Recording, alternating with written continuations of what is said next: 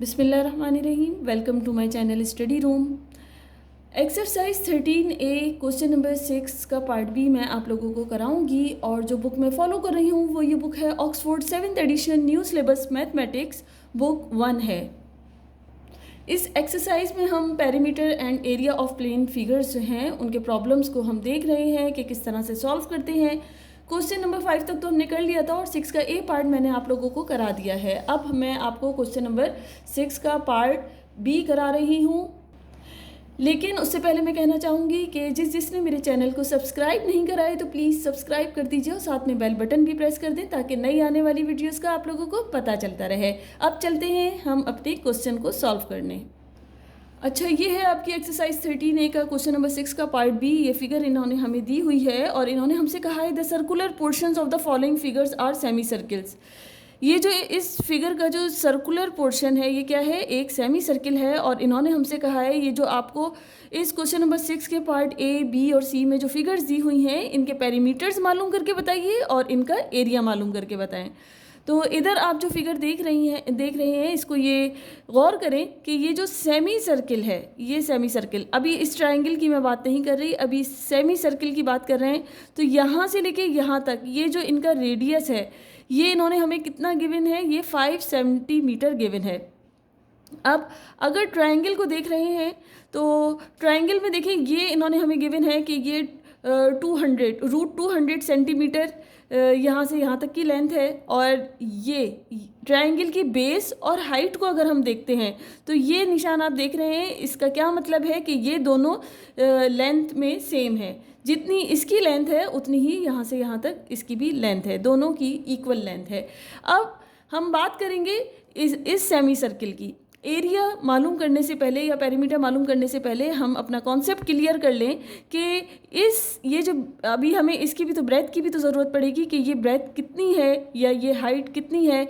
अगर हम एक कोई सर्किल है, ये सर्किल है, हमें पता है कि जो भी लाइन सेंटर से पास हो रही होती है वो इसका डायामीटर है, एक पॉइंट से लेके दूसरे पॉइंट और सेंटर को क्रॉस करती हुई जा रही है तो वो क्या है, वो इसका डायामीटर है। अब अगर मैं ये कह रही हूँ कि यहाँ से लेके यहाँ तक जो है ये इसका डायामीटर है और ये अब सेमी सर्किल की बात हो रही है, यहाँ पे मैं इस सेमी सर्किल को बात करूँगी तो ये इन्होंने हमें कितनी दी हुई है, ये 5 सेंटीमीटर हमें गिवन है। ये 5 सेंटीमीटर है, यहाँ से लेके यहाँ तक की लेंथ 5 सेंटीमीटर है, ये 5 सेंटीमीटर है तो ये भी तो 5 सेंटीमीटर होगी। इसका मतलब ये टोटल डायामीटर जो है वो कितना है, टोटल डायामीटर है हमारे पास 10 सेंटीमीटर। जब यहाँ से लेके यहाँ तक 10 सेंटीमीटर है तो इसका मतलब यहाँ से लेके यहाँ तक ये भी 10 सेंटीमीटर होगा।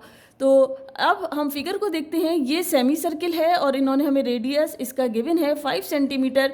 इसका मतलब अगर इसमें सर्किल को पूरा करती हूँ तो यहाँ से लेके यहाँ तक ये टोटल कितना है, 10 सेंटीमीटर। और ये यहाँ से डायामीटर, ये इसको मैं कहूँ या यहाँ से लेके यहाँ तक कहूँ, दोनों 10 ही सेंटीमीटर होंगे। 5 सेंटीमीटर रेडियस है तो डायामीटर 10 सेंटीमीटर हुआ। इसी तरह यहाँ से लेके यहाँ तक की हाइट जो है इसको मैं कहूँगी कि ये कितनी है, ये भी 10 सेंटीमीटर है।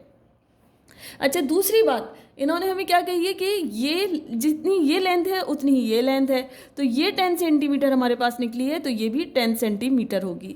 अब हम सबसे पहले क्या करेंगे, एरिया ऑफ ट्रायंगल निकालेंगे। एरिया ऑफ ट्रायंगल हमने निकाल लिया, फिर हम एरिया ऑफ सेमी सर्किल निकालेंगे। अब हमें मालूम क्या करना है, हमें इस फिगर का ये जो शेप दी हुई है इसका एरिया मालूम करना है। तो area of triangle plus area of semi circle, तो हमारे पास इस होल फिगर का एरिया आ जाएगा।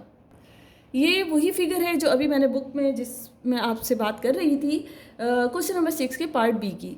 अब ये मैंने आपको समझाया अभी कि इस रेडियस की हेल्प से हमने क्या निकाल लिया, इसका डायामीटर निकाला। जब यहाँ से लेके यहाँ तक 5 सेंटीमीटर है तो आगे टोटल कितना होगा, 10 सेंटीमीटर होगा।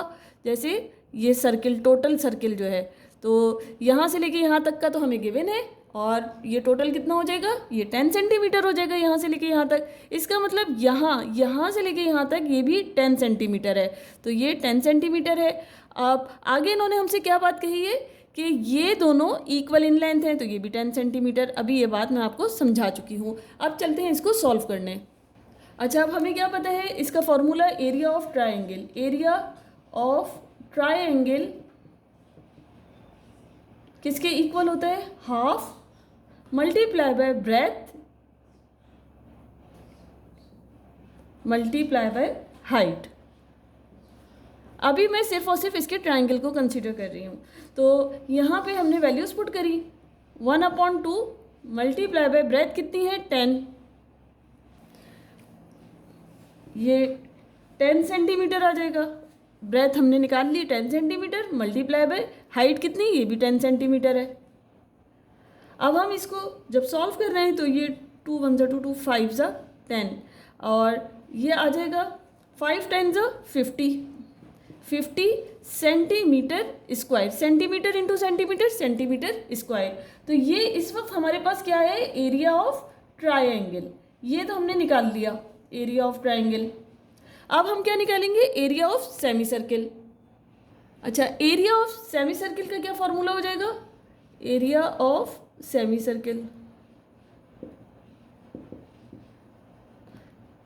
ये हो जाएगा पाई आर स्क्वायर अपॉन 2। क्यों, क्योंकि पाई आर स्क्वायर जो है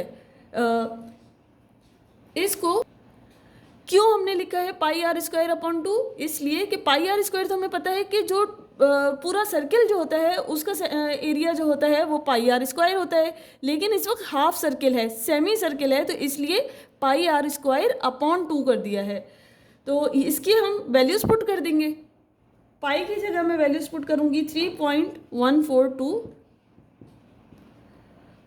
इसको मल्टीप्लाई करेंगे, आर कितना है 5, ये कितना है रेडियस 5 सेंटीमीटर स्क्वायर अपॉन 2। यहाँ पर मेरे पास क्या वैल्यू आ जाएगी जब मैं इसको कैलकुलेट करूँगी, ये 3.142 मल्टीप्लाई बाय 5 का स्क्वायर है तो ये 25 हो जाएगा और सेंटीमीटर स्क्वायर अपॉन 2। ये जब आप इसको कैलकुलेट करेंगे 3.142 मल्टीप्लाई बाय 25 डिवाइडेड बाय 2, तो हमारे पास जो आंसर आ रहा है वो आ रहा है 39.28 सेंटीमीटर स्क्वायर। और ये क्या है, ये एरिया ऑफ सेमी सर्किल है, सेमी सर्किल।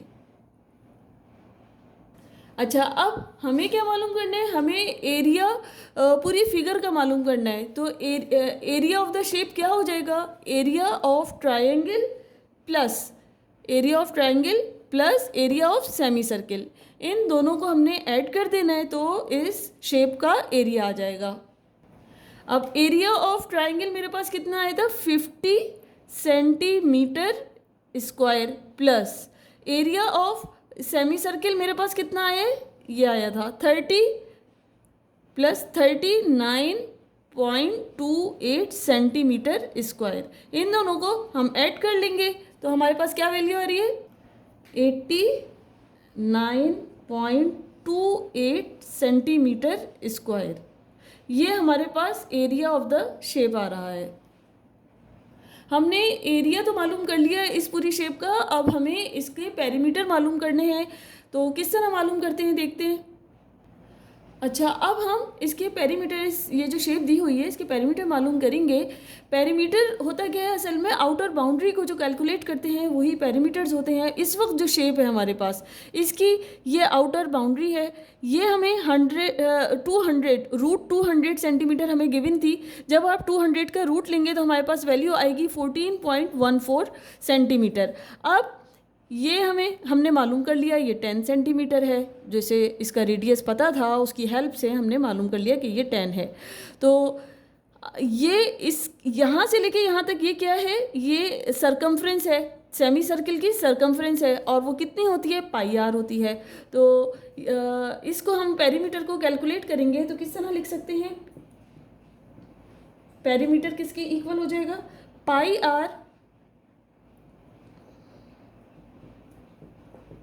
आर प्लस 14, ये यहाँ से लेके यहाँ तक ये तो सेमी सर्किल की सरकमफ्रेंस हो गई जो हमें पता है पाई आर होती है।